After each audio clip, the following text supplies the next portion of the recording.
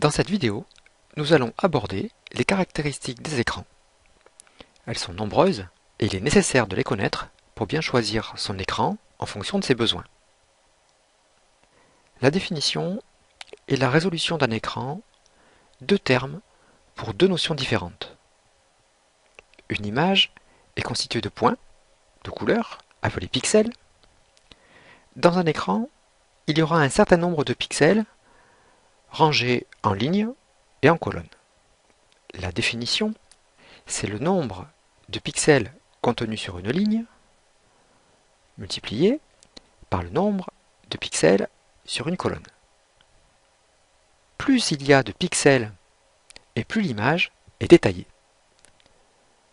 Donc, la définition d'un écran, c'est le nombre de points que l'écran peut afficher.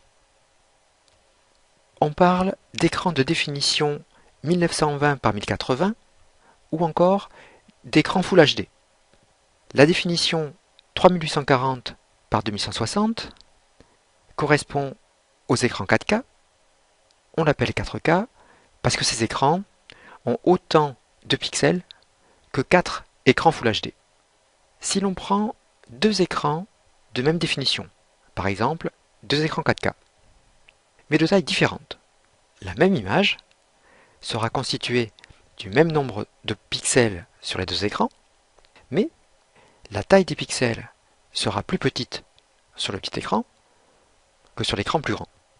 Sur une surface de 1 pouce, il y aura donc plus de pixels sur le petit écran que sur le grand écran. Le nombre de pixels sur un carré de 1 pouce, qui représente 2,54 cm², est appelé la résolution de l'écran.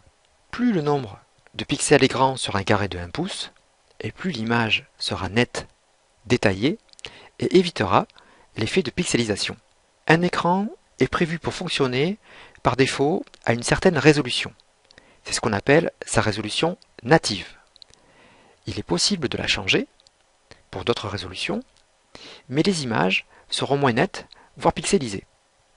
Il faut utiliser la résolution native d'un écran. La technologie des écrans. Je vais vous présenter les technologies principales LCD et OLED. Pour le fonctionnement des écrans LCD, il faut une source lumineuse, anciennement des néons, remplacés depuis plusieurs années par des LED. Donc, quand on parle d'écran à LED, il s'agit d'écrans LCD, qui utilisent des cristaux liquides. La lumière émise par les LED est bloquée par les cristaux liquides. Mais si l'on applique de l'électricité sur ces cristaux, ils vont se déformer, pivoter et laisser passer la lumière. Cette lumière va ensuite passer au travers de filtres de couleurs pour constituer l'image. Pour résumer, les écrans LCD sont constitués de plusieurs couches. Une matrice de LED pour fournir la lumière qui sera dirigée par un filtre polarisateur vers les cristaux liquides pour ensuite être redirigée par un filtre polarisateur sur le filtre de couleur pour constituer l'image. Il existe une autre technologie, l'OLED. Elle est basée sur l'utilisation de diodes organiques, c'est-à-dire qu'elles contiennent du carbone, qui, lorsqu'elles sont alimentées en électricité, diffusent de la lumière. Un écran OLED sera constitué de pixels composés de 3 LED pour composer le point de couleur de l'image.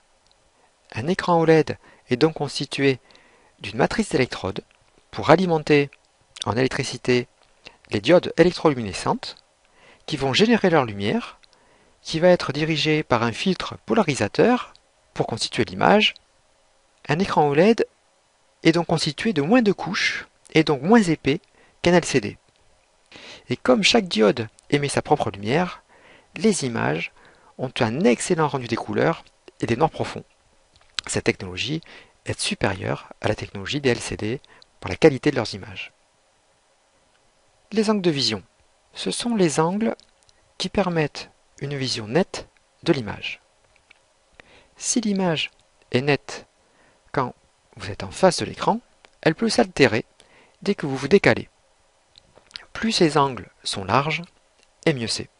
Le temps de réponse, c'est le temps que met un pixel pour passer du noir au blanc ou d'un niveau de gris à un autre.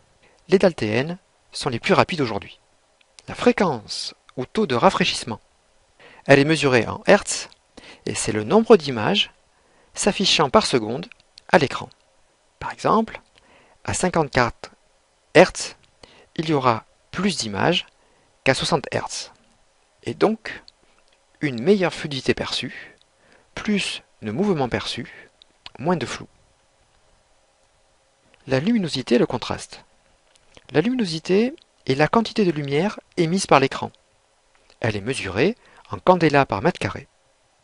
Le contraste, lui, c'est l'écart entre le point le moins lumineux de l'image et le plus lumineux.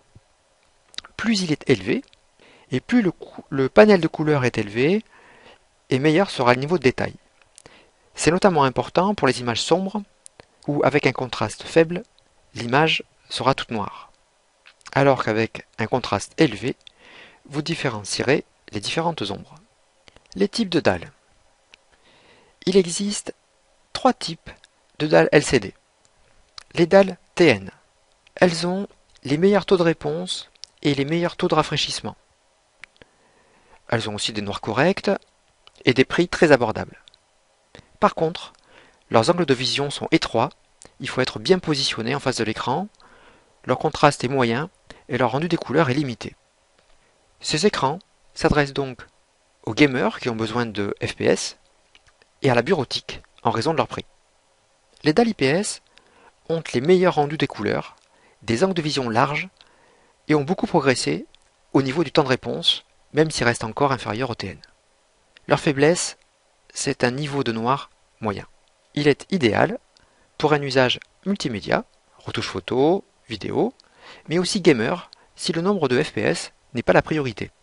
Les dalles VA ont essayé de prendre le meilleur des TN et des IPS. Ils possèdent les meilleurs contrastes, ont un bon rendu des couleurs, un très bon niveau de noir, de bons tons de réponse et de bons angles de vision, même s'ils restent encore respectivement inférieurs à ceux des TN et des IPS. Ce sont ces dalles que l'on retrouve sur les écrans de télévision dans ces diverses variantes, MVA, PVA, etc. Ils sont plutôt réservés à un usage multimédia, mais aussi gaming, si la priorité n'est pas la recherche de FPS. La taille de l'écran, c'est la longueur de sa diagonale mesurée en pouces. Son format est le rapport entre sa longueur et sa largeur. On parle d'écran 4 tiers, 16 neuvième, 21 neuvième et d'autres encore. Et pour finir, la connectique. Les technologies ont évolué pour connecter et traiter les signaux. On est passé de signaux analogiques, avec le VGA ou le DVI-A, qui diffusaient que du signal vidéo. On est passé à des signaux numériques, avec le DVI-I et D, qui ne diffusaient que de la vidéo, à qui on a préféré rapidement le HDMI, car il transmet à la fois la vidéo et l'audio. Le DisplayPort est un concurrent du HDMI dès que l'on monte dans les résolutions et les fréquences. Par exemple, pour un écran 4K, il faudra utiliser le HDMI ou le DisplayPort qui permettent des débits élevés de transfert, mais attention au numéro de la norme pour disposer des fréquences élevées. Il est important d'avoir un câble à la norme adaptée pour le relier au PC et disposer de hautes fréquences et de haute définition. Il existe aussi le connecteur de type C. C'est un connecteur qui va permettre la transmission d'un signal vidéo et audio, mais aussi de l'alimentation. Voilà, dans cette vidéo, nous avons vu les différentes caractéristiques des écrans pour bien le choisir en fonction de ses besoins.